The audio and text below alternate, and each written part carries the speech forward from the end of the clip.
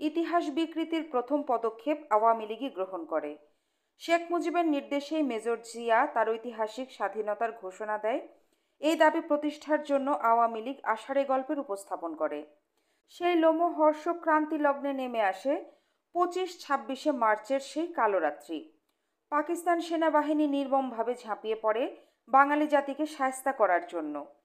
25শে মার্চের বর্বরতা আধুনিক কালের সব নজিরকেই ছাড়িয়ে যায়।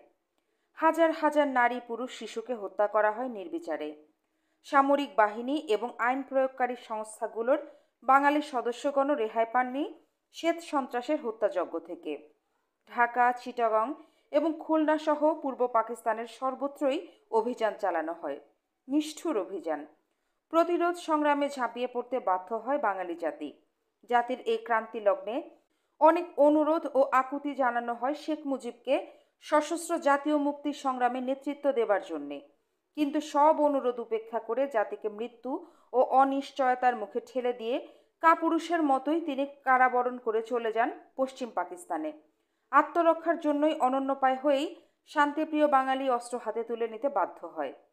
প্রতিরোধ সংগ্রামে নেতৃত্ব দানে অসম্মত শেখ মুজিব বলেছিলেন, আমি গণতন্ত্রের রাজনীতি সারা জীবন করেছি, অস্ত্রের রাজনীতিতে আমি বিশ্বাস করি না। একই পরিহাস!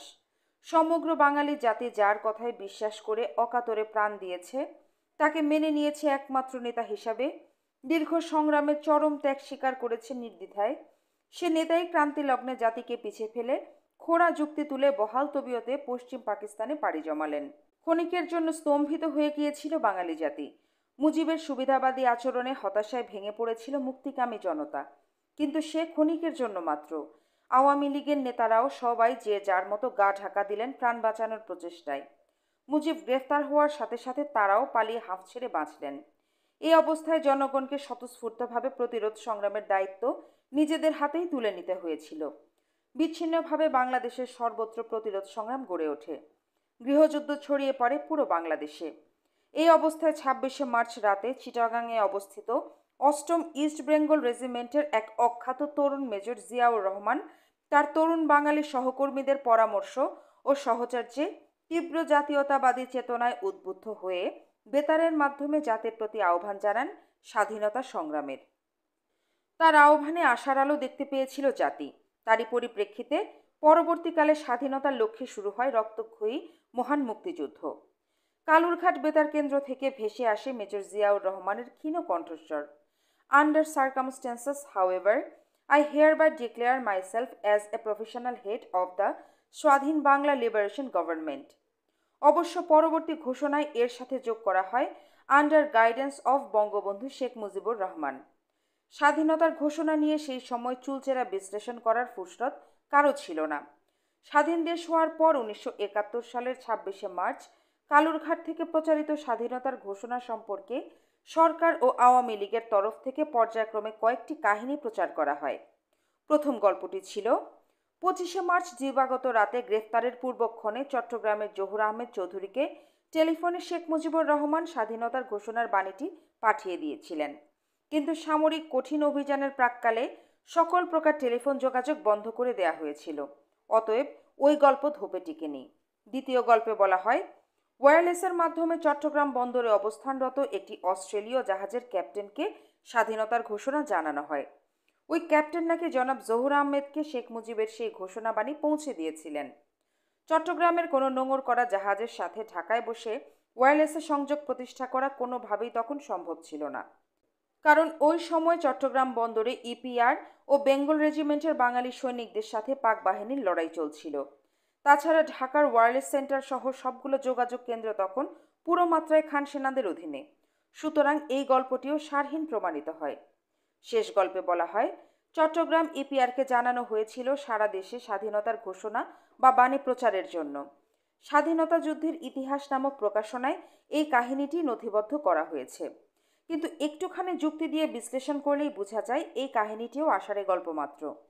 প্রথমত, ঢাকার সাথে দেশের অন্যান্য অঞ্চলের যোগাযোগের মাধ্যমগুলো যথা টেলিফোন, টেলিগ্রাফ, ঢাকা বেতার, ওয়্যারলেস সমস্তই তখন সম্পূর্ণভাবে পাক বাহিনীর নিয়ন্ত্রণে। এবার দেখা যাক ঢাকা ইপিআর এর মাধ্যমে চট্টগ্রাম ইপিআরকে নির্দেশ পাঠানোর প্রশ্নটি। ঢাকা ইপিআর যদি শেখ মুজিবুরের নির্দেশে স্বাধীনতার ঘোষণা চট্টগ্রামে পৌঁছতে পারে, তাহলে ঢাকা ইপিআর থেকেই তো সারা বাংলাদেশে ওই ঘোষণা প্রচার করার জন্য বলা যেত। তাছাড়া সবারই জানা ছিল ঢাকা ইপিআরের হেডকোয়ার্টার এবং পিলখানা সিগন্যাল সেন্টার 23শে মার্চেই আর্মি দখল করে নিয়েছিল। তারপরেও কথা থাকে, চট্টগ্রামের ইপিআরের দায়িত্বে ছিলেন তখনকার বাঙালি তরুণ অফিসার ক্যাপ্টেন রফিকুল ইসলাম, যে সমস্ত বাঙালি অফিসারদের সাথে একত্র হয়ে মেজর জিয়াউর রহমান 26শে মার্চ রাতে কালুরঘাট বেতার কেন্দ্র থেকে স্বাধীনতার ঘোষণা দেন। তাদের মধ্যে ক্যাপ্টেন রফিক ছিলেন অন্যতম। পরবর্তী পর্যায়ে 1 নং সেক্টরে তিনি যুদ্ধ করেন। স্বাধীনতার পর তাকে হঠাৎ করে সেনাবাহিনী থেকে অবসর দেয়া হয়। মুক্তিযুদ্ধের ওপর ক্যাপ্টেন রফিক একাধিক গ্রন্থ লিখেছেন, কিন্তু কোথাও তিনি স্বাধীনতার ঘোষণা বাণী ঢাকা থেকে পাবার ব্যাপারে কিছু লেখেননি। কেন?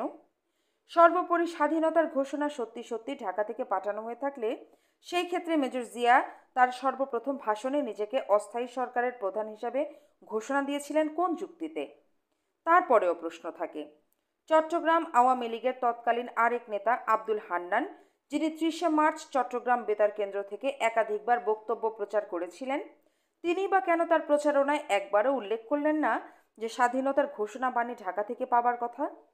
অতএব 26শে মার্চ মেজর জিয়াই যে কালুরঘাট বেতার কেন্দ্র থেকে সর্বপ্রথম স্বাধীনতার ঘোষণা দিয়েছিলেন, এই ধ্রুব সত্যকে শত চেষ্টা করেও কোনো যুক্তি দিয়েই খণ্ডানো সম্ভব নয়।